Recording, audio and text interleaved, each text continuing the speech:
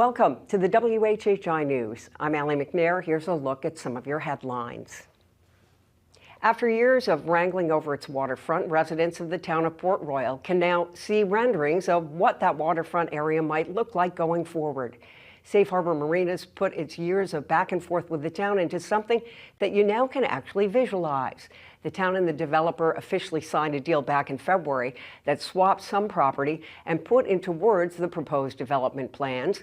The waterfront area will be called Marina Village and will transform vacant waterfront property into a promenade, businesses, housing, and a marina containing several docks. Now, there's no official groundbreaking date set yet or an expected finish date, but Safe Harbor does promise to meet with the town every 3 months along the way. Well, the Wreaths Across America project to commemorate our fallen veterans at the Beaufort National Cemetery will go on as scheduled at noon Saturday, despite a shortage of 1,700 wreaths. That deficit was 5,000 just a week ago. 25,000 wreaths are laid on headstones every December, but this is the first time in its 19 years that the gathering of greens has come up short. You can still sponsor a wreath at their website for $17. Just make sure that the wreath is headed to Beaufort. Everyone is invited to the ceremony, which begins at noon. Families with loved ones buried in the cemetery will lay the first wreaths, and then the public is allowed to help lay the others. Well, as if the Beaufort downtown stormwater upgrade hasn't caused enough controversy, or maybe because of it, Beaufort's Capital Improvements Program Director has now resigned after just over a year on the job. It's not known whether all the criticism Raul Dominguez has received during the project, which began just before the holiday season, had anything to do with his giving notice. City Manager Scott Marshall says the work on the nearly $10 million project will continue on schedule. Well, Wednesday, the PGA announced its best of award winners for the 2025 tour season.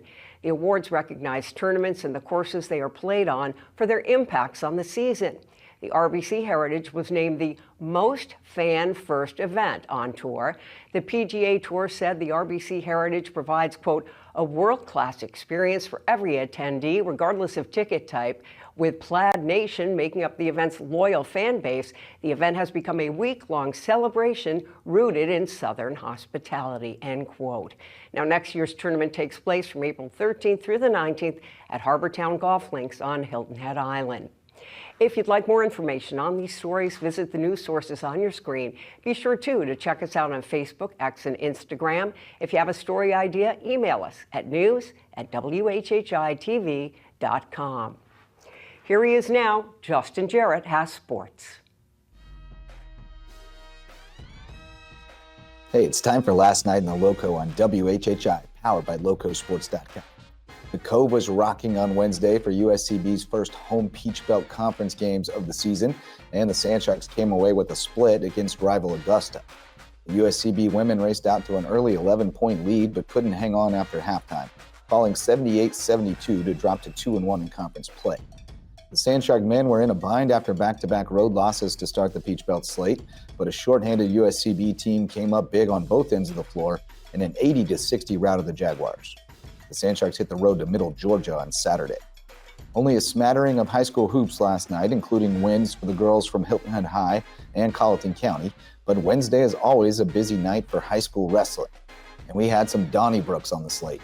Defending Class 4A champion May River took out two Georgia powers on the road, blasting Brunswick and edging South Effingham 35-30, while Beaufort High picked up a 42-40 win over rival Battery Creek and took down John Paul II. Hilton Head edged Bridges Prep 41-40, and our budding Hardyville program earned dual wins over Burke and Porter Goud on Tuesday. We'll go deeper on all of this news plus much more this week on the Lowco Media Network on YouTube. For Lowco Sports and WHHI, I'm Justin Jarrett. Till next time, go Lowco. Thanks a lot, Justin. When we come back, we'll find out how you can stay safe over the holiday season. Don't go away.